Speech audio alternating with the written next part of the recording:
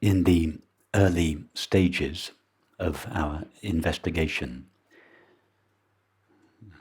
we make a clear distinction between the subject and the objects of experience, between the knower and the known, the experiencer and the experienced, the witness and the witnessed.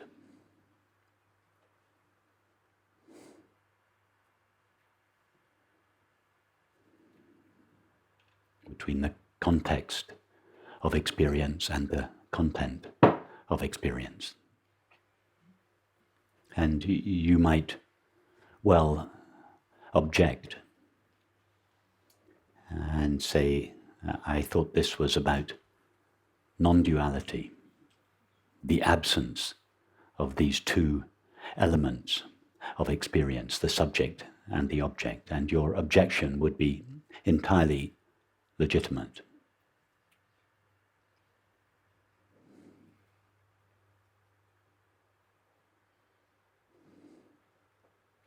If we are claiming, as the non-dual understanding does, that reality is a single, infinite, indivisible whole, what is the legitimacy of starting by dividing our experience into these two distinct categories, the subject and the object?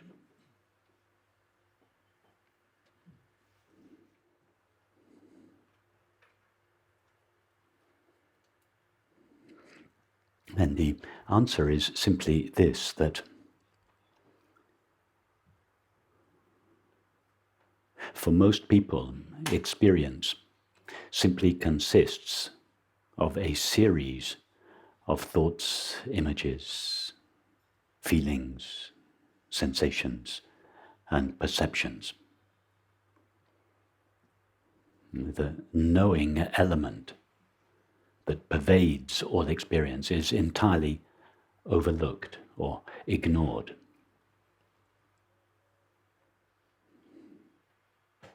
Just as one who is watching a movie might overlook the presence of the screen and see only the landscape.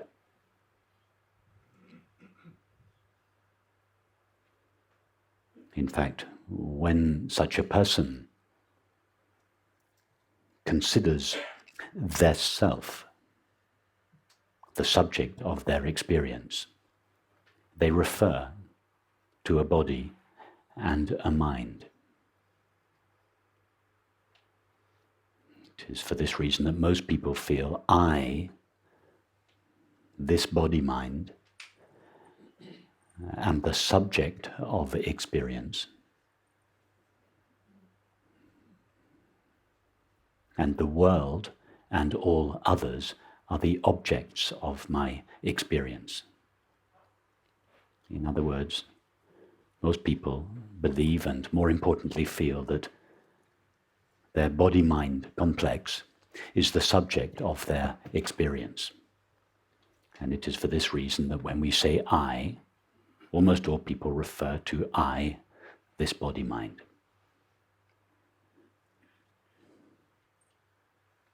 That is where most people start this belief, whether we have ever conceptualized it in these terms. This belief and the feeling that attends it informs almost all our thoughts and feelings and is expressed in our subsequent activities and relationships.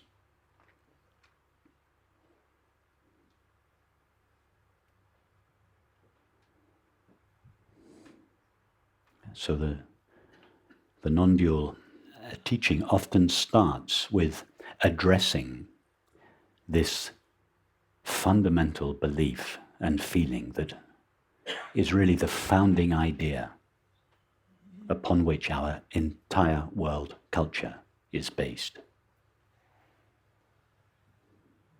And in response to this idea, this belief, the non-dual teaching says, no, it is not I, the body-mind, that knows the world.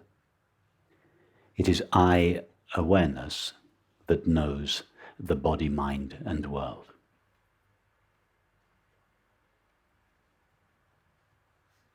In other words, we start by drawing attention to the true subject of experience. I, awareness. Thoughts, feelings, and sensations that constitute our body and mind are not the subject of our experience. They are objects of experience. The subject or the knower of these objects is that which knows, or that which experiences, namely consciousness or awareness.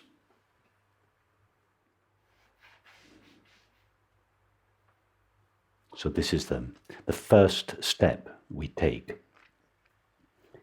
I am not essentially my thoughts, feelings, sensations, and perceptions. I am that with which they are known and in which they appear. We establish the presence and the primacy of awareness or consciousness.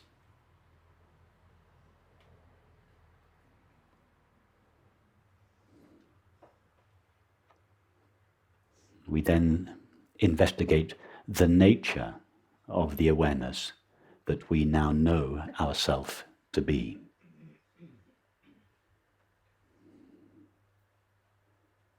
What is traditionally referred to as enlightenment or awakening is not just the recognition that I am awareness. This recognition liberates us to a degree from the tyranny of thoughts, feelings, sensations, and perceptions, but it is not yet the full recognition that is referred to in the non-dual traditions, and as a result does not bring with it the peace and the fulfillment that is the hallmark of true understanding.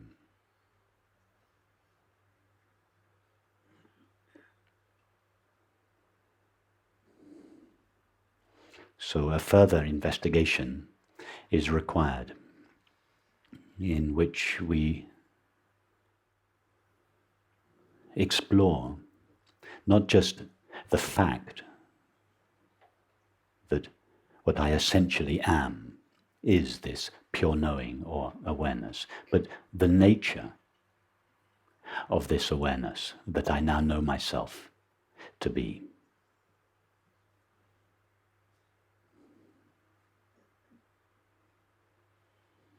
And through this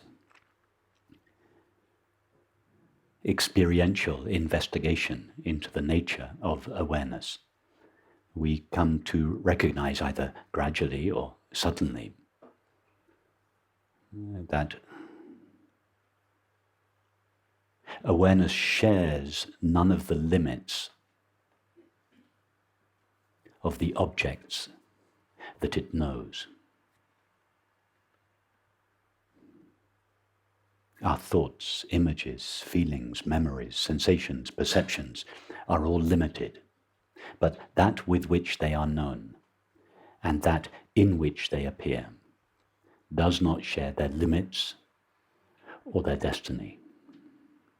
That is, it does not arise when they arise, it does not evolve when they evolve, and it does not vanish when they disappear. Just as the screen upon which the movie plays does not share the limitations or the destiny of the characters in the movie. It remains the same throughout.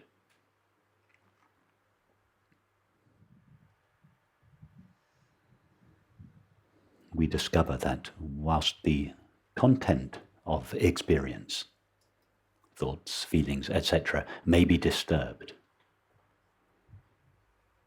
the context of experience, the medium or space within which experience arises, is never itself disturbed by any appearance, just as the space in this room is never disturbed by anything that takes place within it.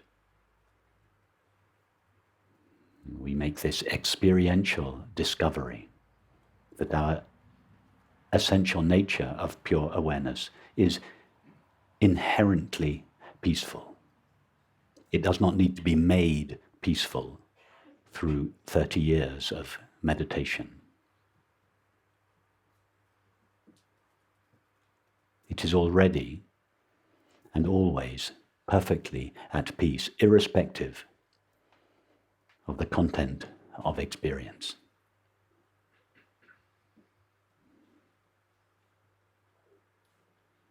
So it is simply a recognition of the prior nature of ourself, rather than a development or improvement of ourself. Likewise, we recognize that ourself, the awareness with which all experience is known and in which all experience appears, does not stand to gain anything, nor does it lose anything from the drama of experience.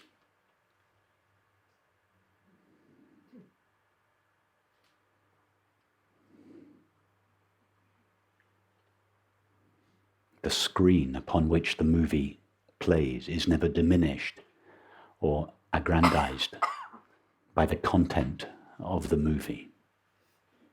It stands to gain nothing from the outcome of the movie. In other words, we make this experiential discovery that our essential nature or self does not need anything from experience. It is inherently fulfilled, complete, whole. It knows nothing of the sense of lack.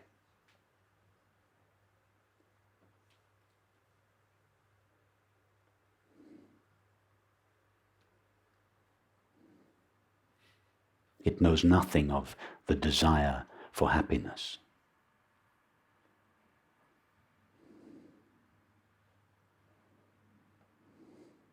In other words, its nature is wholeness, completion, fulfillment,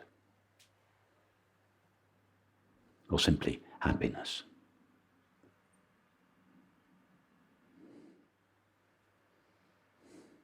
If I were to summarize the entire non-dual understanding in a single sentence for someone who had never heard it before,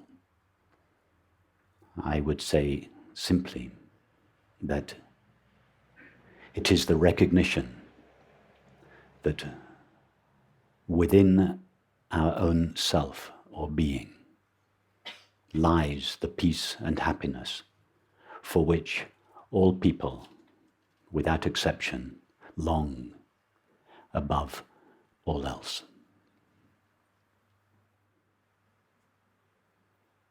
The non-dual understanding has nothing to do with being able to formulate that consciousness is infinite or eternal. Or we may or may not formulate such ideas if we are philosophically minded, but that is not really the fruit of the non-dual traditions. The fruit of the non-dual traditions is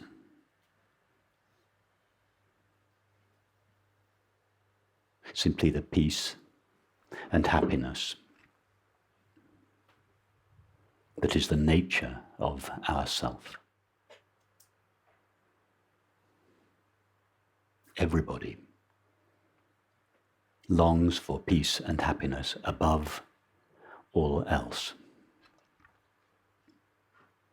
Even those that seek enlightenment or God or salvation do so only because they believe it will make them happy.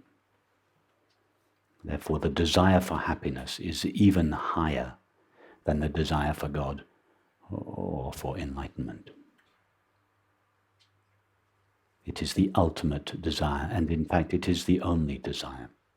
It is the desire of which all other desires are simply refractions. And it is this desire alone that the non-dual traditions, in whatever form they are expressed, addresses.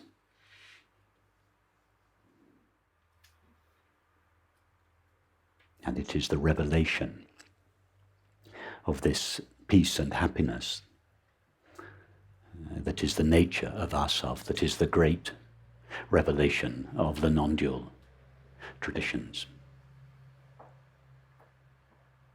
The peace and happiness for which most people seek in objects, substances, activities, states of mind, and relationships can never be found there.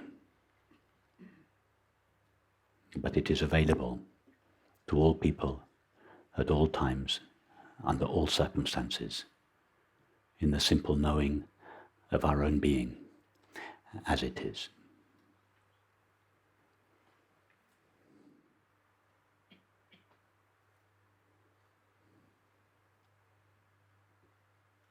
So once we have made this distinction between the subject and the objects of experience, in order to first recognize what we essentially are, pure awareness, and then to explore and recognize the nature of this awareness, then this distinction between the subject and the objects of experience has fulfilled its purpose. And it is now no longer necessary. So we now collapse the distinction.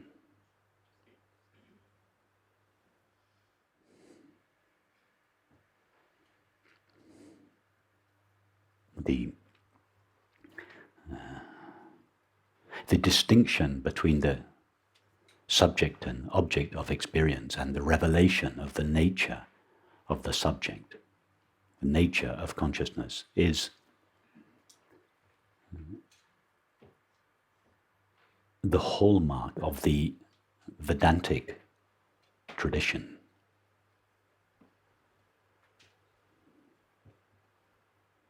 In this tradition, it is expressed more clearly, simply, and economically than in any other tradition. But it comes at a price.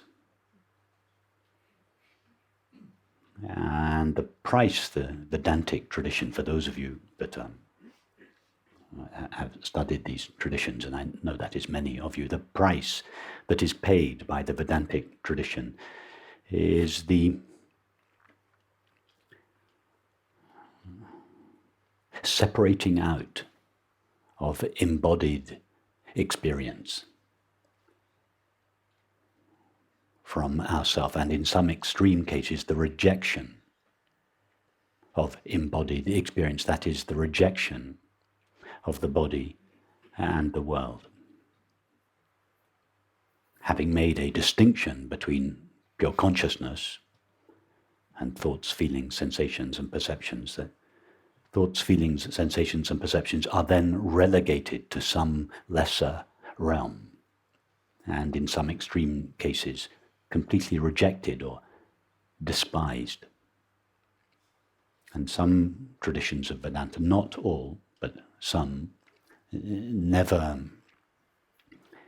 evolve beyond this stage. It is still an enlightened perspective.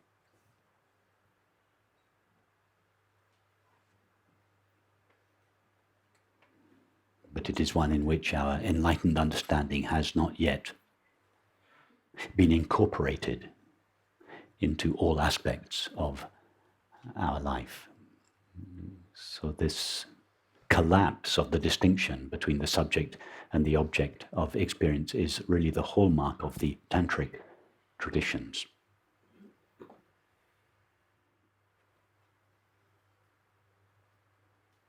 So in this approach, we take both pathways. We don't preference one approach over the other. We use each approach as appropriate.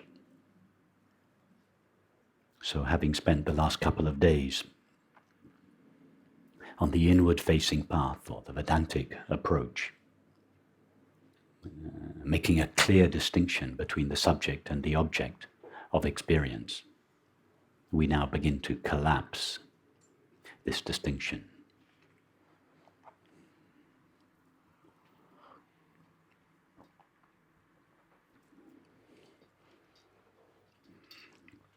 So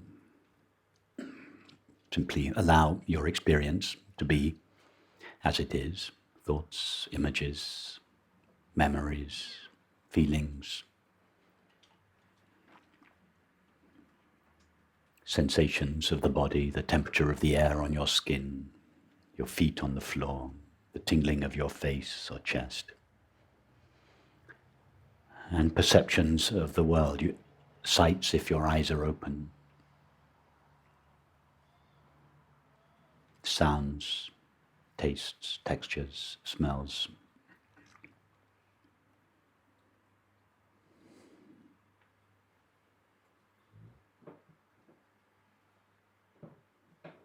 And ask yourself the question, is there anything to my experience other than the knowing of it?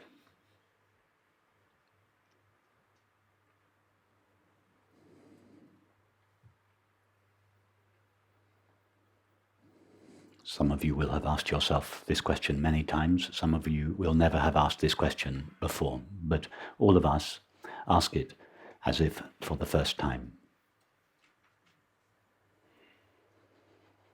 Is there anything to my experience other than the knowing of it?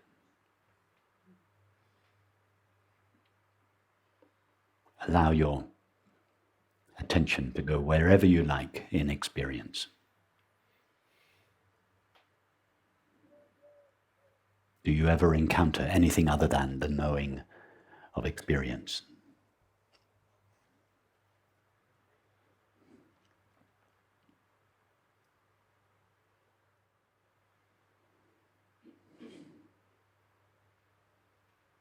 For some of us, it will be clear that all there is to experience is the knowing of it. For others, it may still seem that there is something to experience other than the knowing of it. So if that seems to be the case for you, take, for instance, a thought. Doesn't matter what the content of your thought is.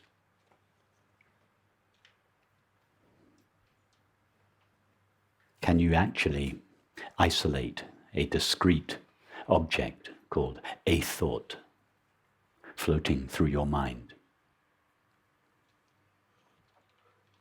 Or is the thought more the process of thinking?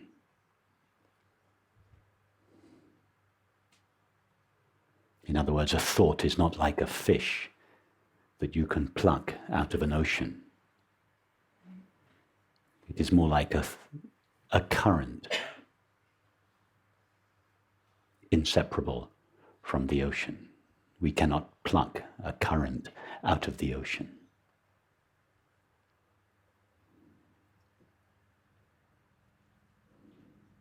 We don't actually experience discrete, independently existing objects called thoughts, distinct from the field of awareness in which they appear. We experience a process of thinking, inseparable from the field in which they arise.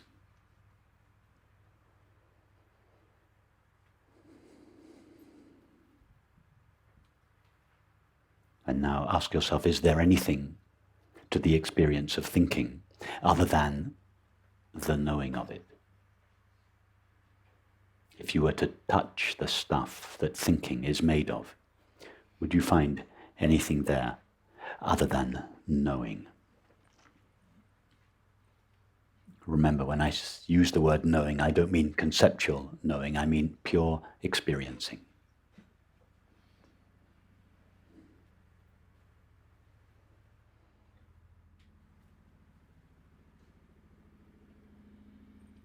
Is there anything to the sound of the helicopter other than the experience of hearing?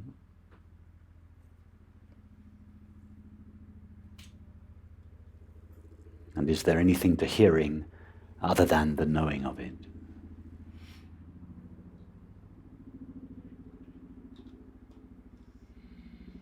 And where does hearing take place? Does it take place here or over there?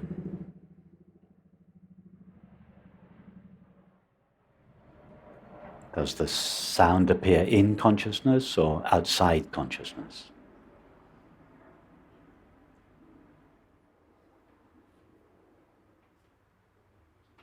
When the experience of hearing vanishes, does the knowing out of which it was made vanish?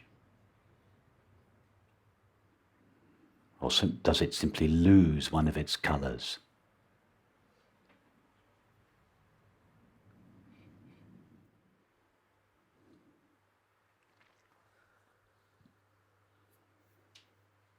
Allow your eyes to open if they are not already open.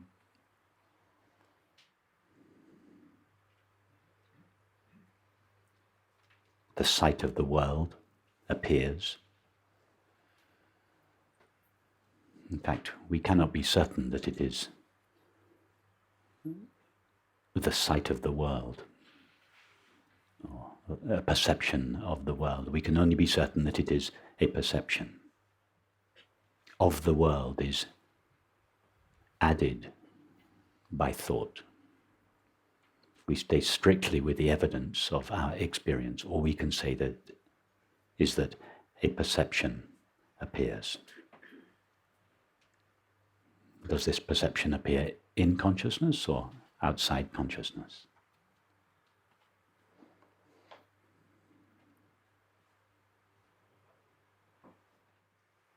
And is there anything to the perception or the sight other than the experience of seeing?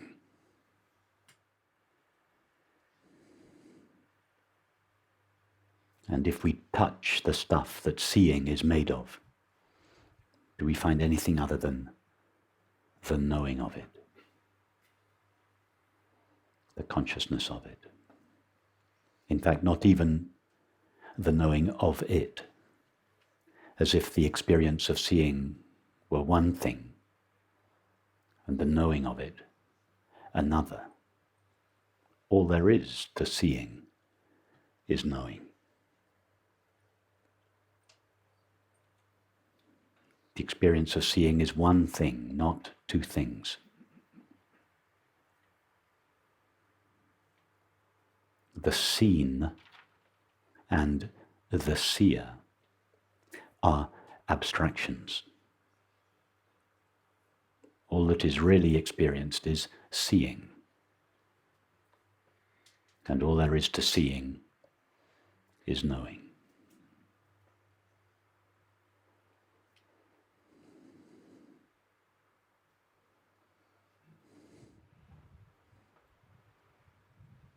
Now close your eyes and place your hand on the chair or floor.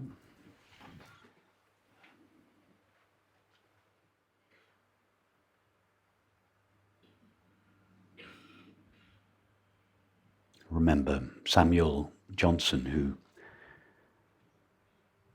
tried to refute Bishop Berkeley's idealist ontology by kicking a stone, kicking a rock, and saying, I refute it thus.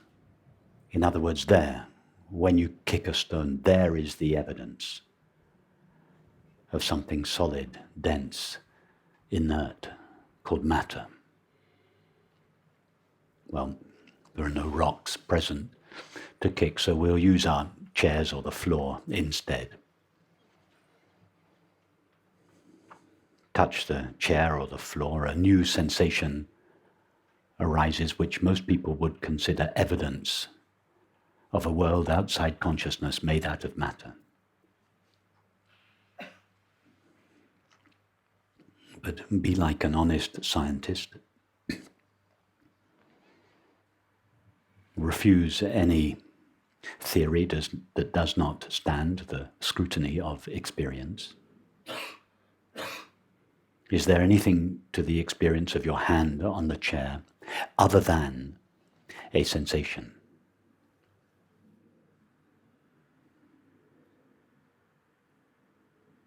And does that sensation appear in consciousness, or does consciousness appear in that sensation?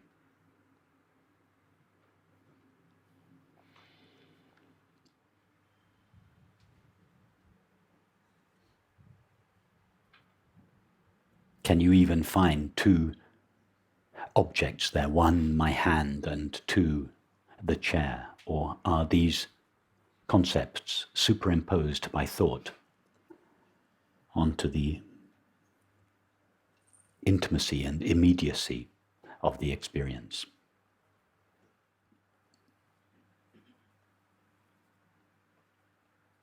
Without reference to thought or memory, we would have no idea that this sensation is the sensation of a hand on a chair. It's just raw, unnameable sensation.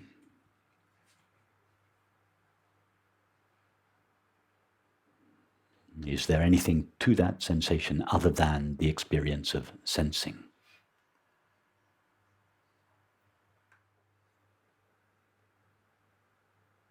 And if we were to touch the stuff that sensing is made of, do we find anything other than knowing?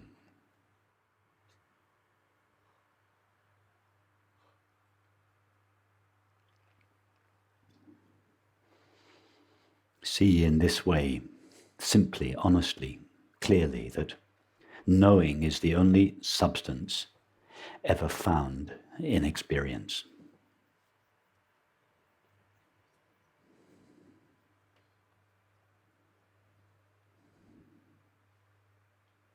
And now just allow your imagination to go completely free and range over the entire spectrum of your current experience, your remembered experience, or your imagined experience.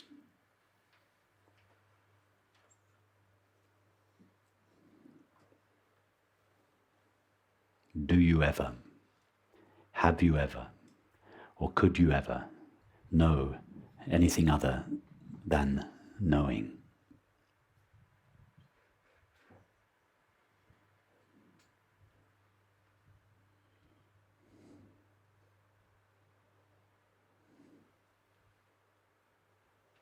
If you were an ant or a fish or a dog,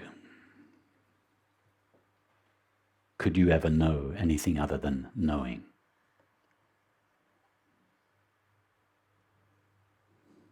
If you were a being from another universe, if indeed there are such beings, could you know anything other than knowing?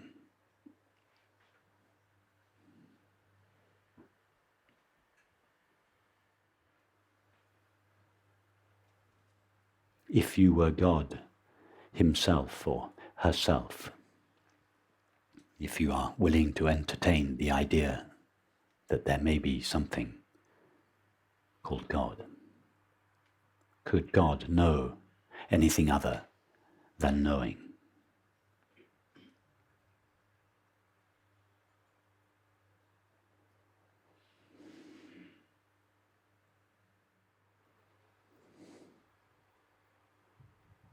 If we look up the definition of the word matter in Wikipedia, The stuff, not only the stuff out of which the universe is supposedly made, but the stuff out of which consciousness or knowing is supposedly derived. It says, and I paraphrase, matter is that which exists outside of and independent of knowing or consciousness.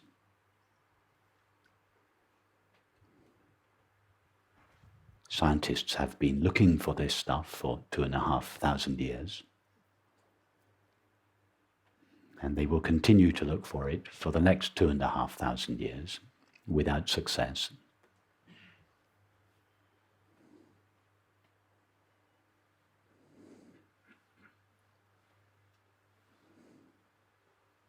Because it is not possible ever to come in contact with anything outside consciousness.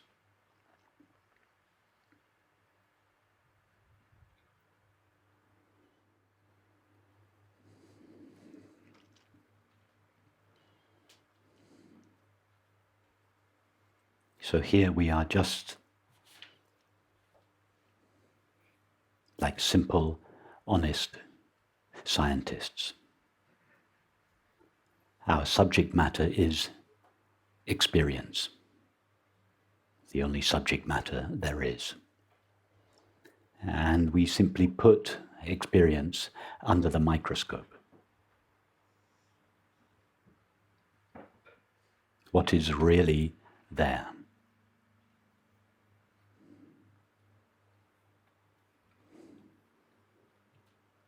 We don't add anything. This is not about beliefs or subscribing to any particular idea or teacher or teaching or tradition. We just look at experience honestly.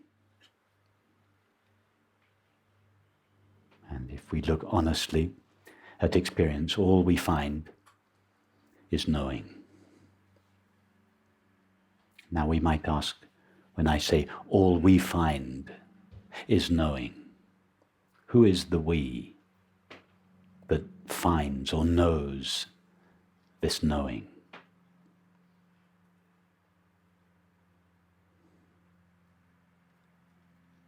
Is this knowing known by something other than itself? Are there two kinds of knowing? One that knows and one that is known? Or is knowing just a single experience?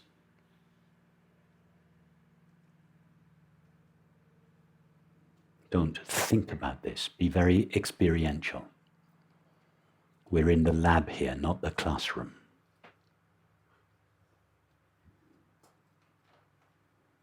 Whatever it is that knows that there is knowing must have one quality. It must be knowing. It must have the capacity to know.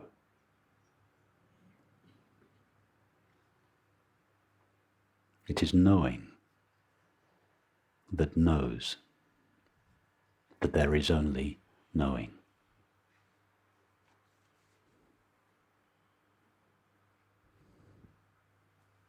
There is knowing, knowing only, knowing.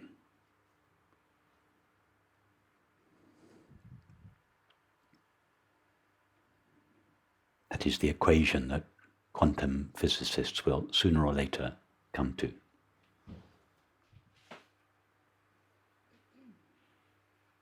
Again, please don't go off into thought. We are not thinking about our experience, although we are, of course, formulating our experience in thoughts.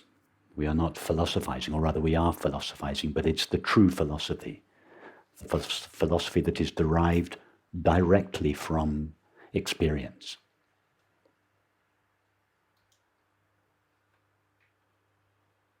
Not a philosophy that is based on abstract concepts that cannot be verified in experience.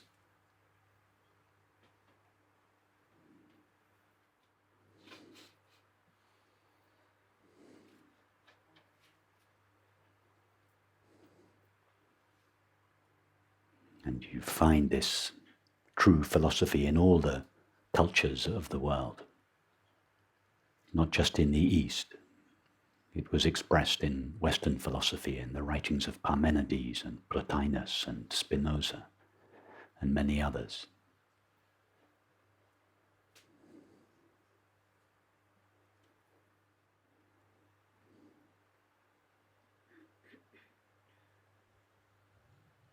Know only knowing. Be only knowing. Love only knowing. After all, what else is there to know or be or love?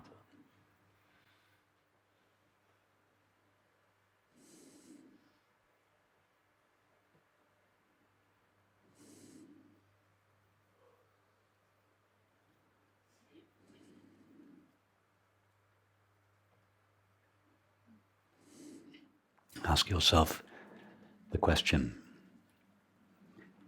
Don't think about this, but explore this question in your actual experience. Is there anything in this knowing other than this knowing with which this knowing could be divided into a multiplicity and diversity of objects and selves?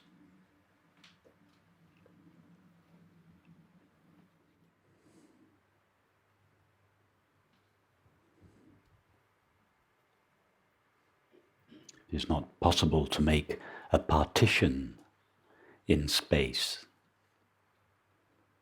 that is made out of space.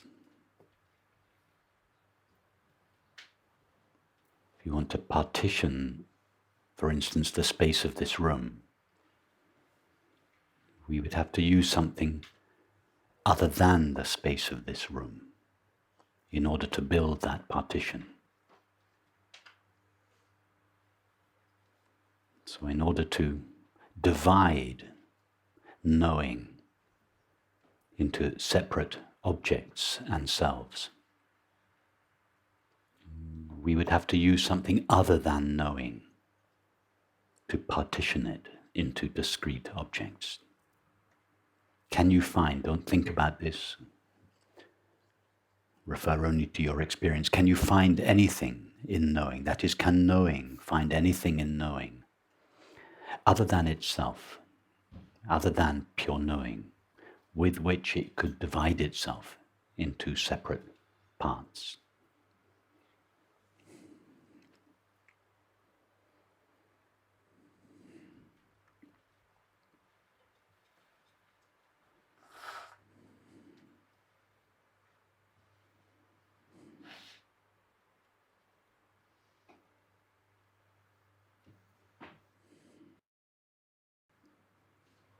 See in this way, in the intimacy and immediacy of your experience, that experience is always only one thing,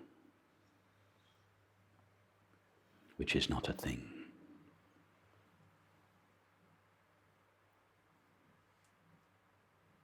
If someone were to ask you now, are you having one experience or 250 experiences? We would all reply, I'm having one experience. And whatever we seem to be experiencing, we are always only having one experience. Experience is always only one thing, which is not a thing, made of pure knowing.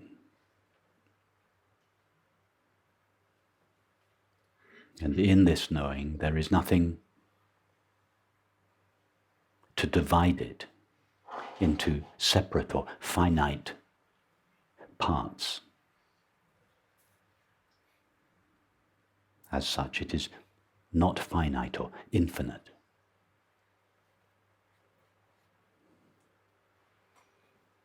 Don't think that when I refer to this knowing as infinite that I am going off into some abstract metaphysical realm. I am simply describing your experience now.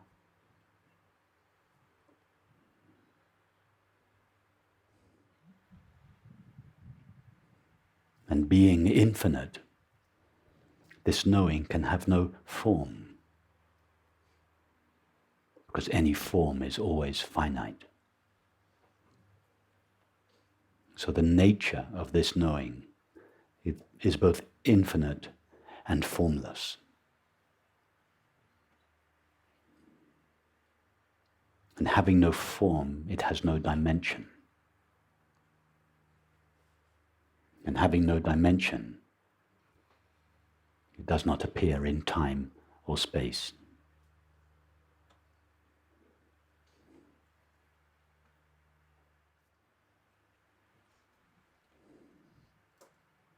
What I am suggesting, and this suggestion is derived only from an investigation of our experience,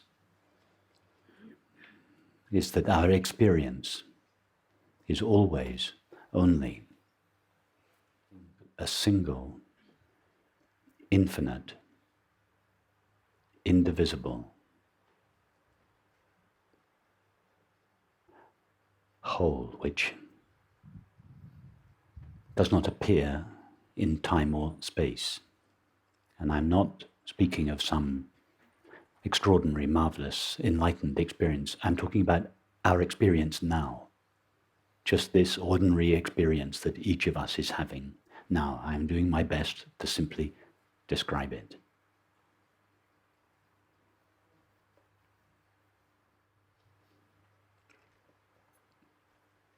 If we stay close to the evidence of experience,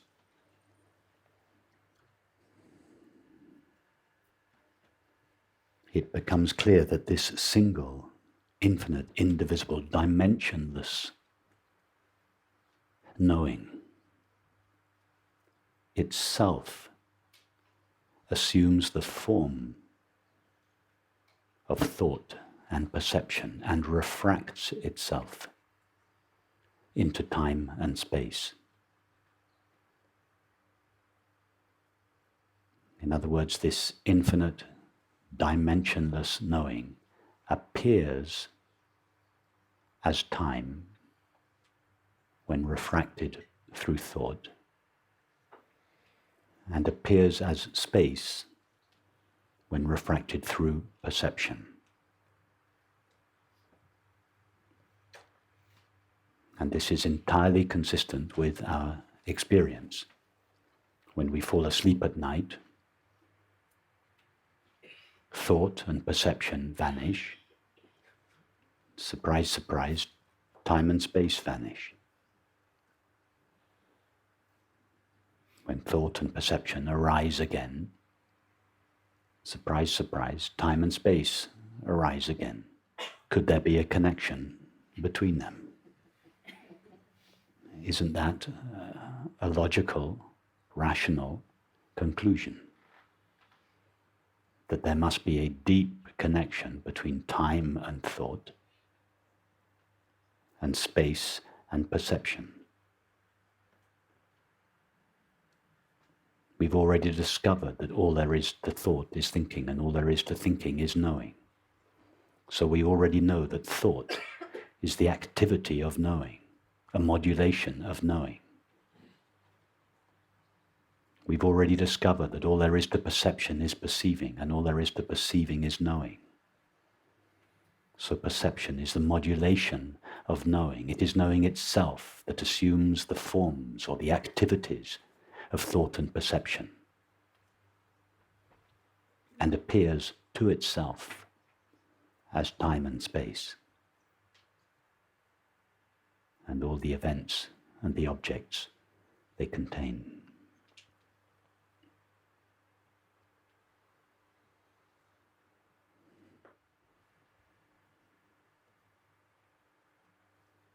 And this is not such a strange proposition. After all, if you think about what happens at night when you have a dream, your own mind which is a single, indivisible field.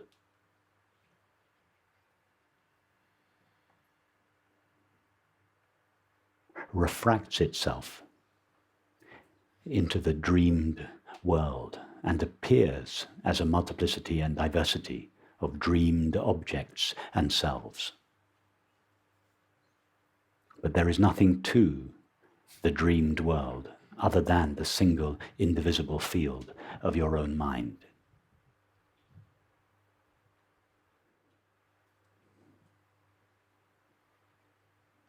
In the dream, you take a journey across Europe. You travel 3,000 miles and it takes you 3 months. But when you wake up in the morning, you ask yourself, how much time and space did the dream occupy in my mind? The 3,000 miles took up no space in your own mind. The 3 months of the dream journey lasted but a moment in the dreamer's mind.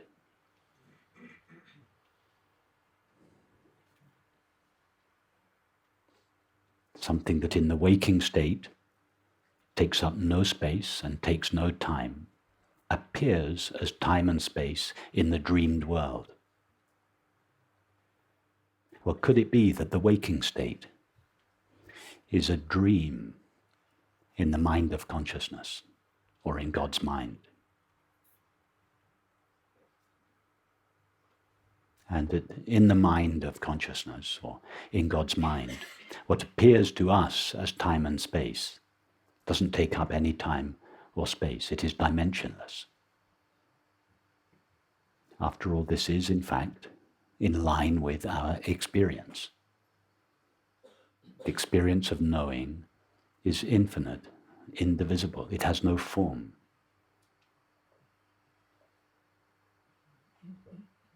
Therefore, it has no dimensions.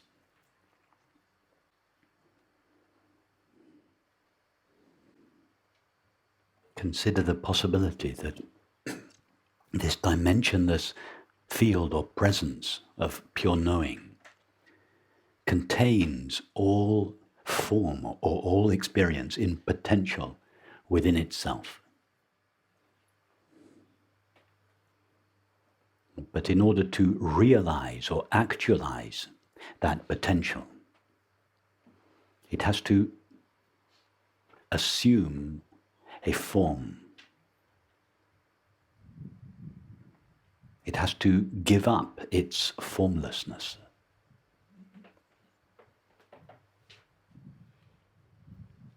Its formless reality has to appear in form. This formless reality has to veil itself, just like the colorless screen is veiled by the movie.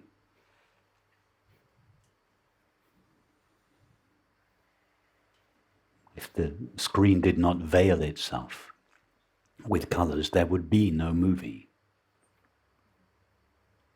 As soon as the multiplicity and diversity of objects and selves in the movie appears, the empty, transparent, indivisible screen seems to disappear. The screen veils itself with its own activity.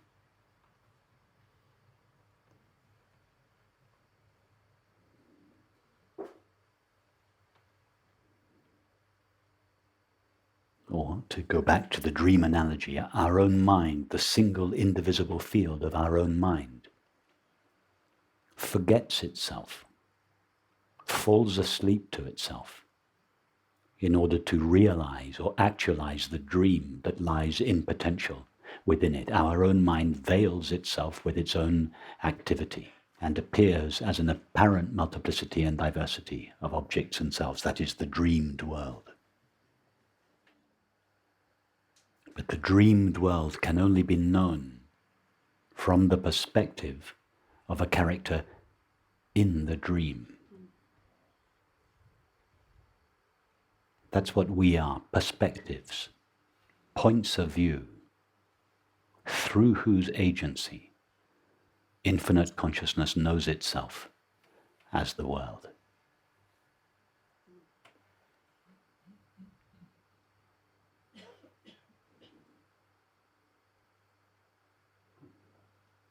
Localizations of consciousness in consciousness, through whose agency consciousness refracts itself into an apparent multiplicity and diversity of objects and selves, without ever actually ceasing to be itself.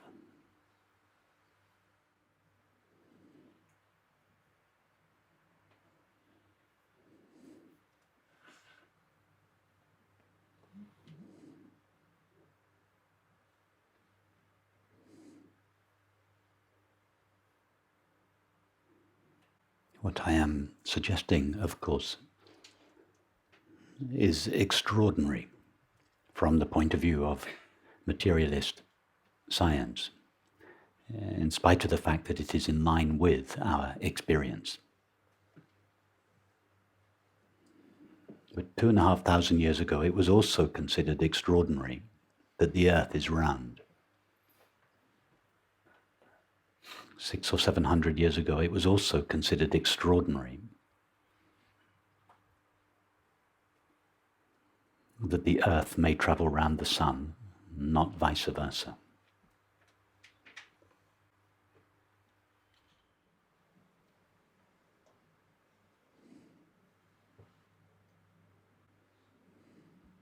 How would it be to lead a life that is consistent with the evidence of experience?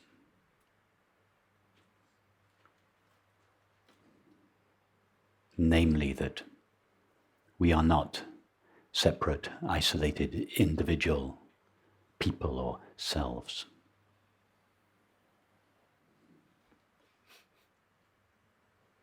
Separate from one another, separate from nature, separate from God.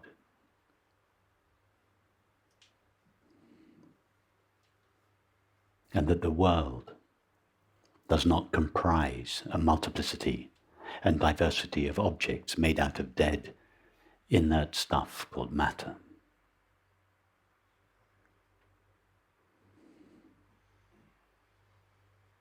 But rather that everything and everyone that we experience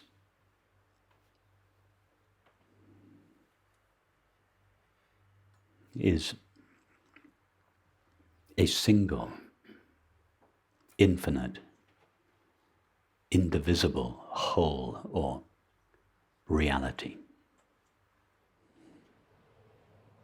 What kind of thoughts and feelings would we have if they were consistent with this possibility?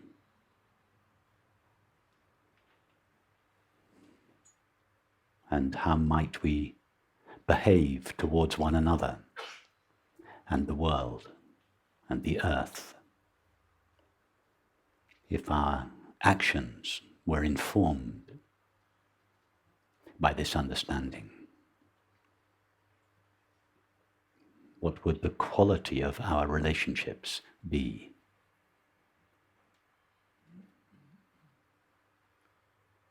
If they were founded in this feeling understanding, if they were lived as an expression of, or a celebration of, this understanding.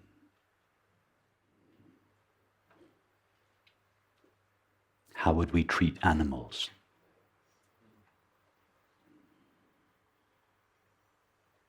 If our treatment of animals were informed by and an expression of this understanding? What would our relationship to nature be?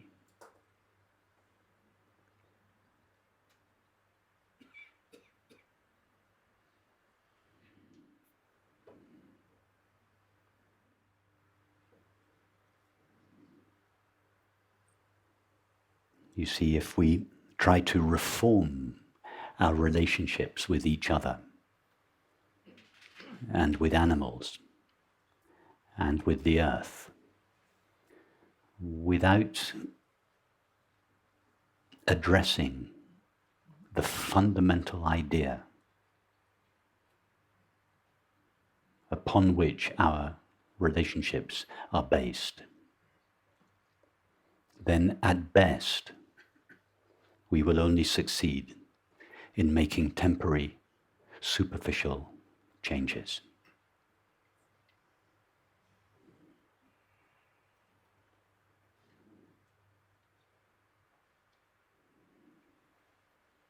This is why still, after so many centuries of trying to live harmoniously together with each other and with animals and with the earth, we have failed. And we will continue to fail as long as we keep tinkering on the surface.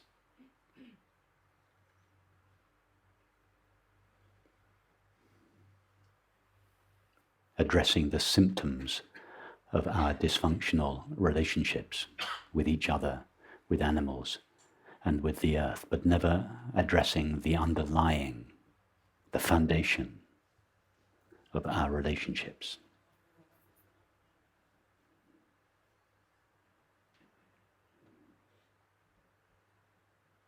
The single idea upon which our world culture is founded is the idea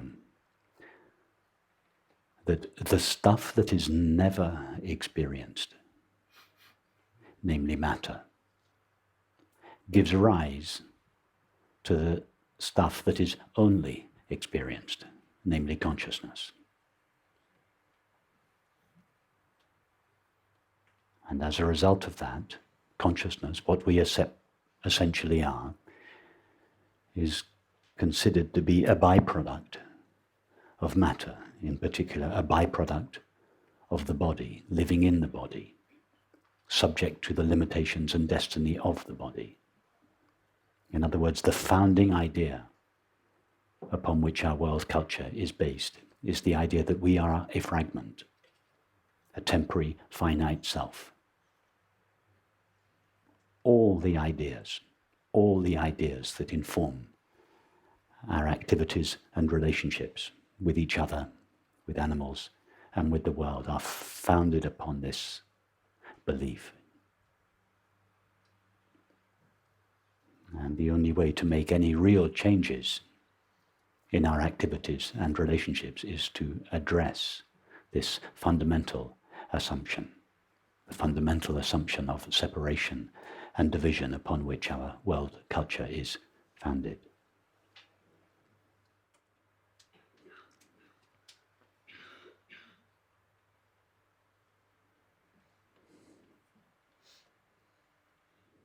Go back to the simplicity and immediacy of your experience.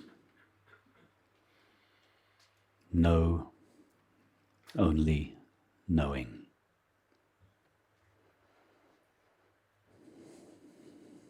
Be only knowing. And love only knowing.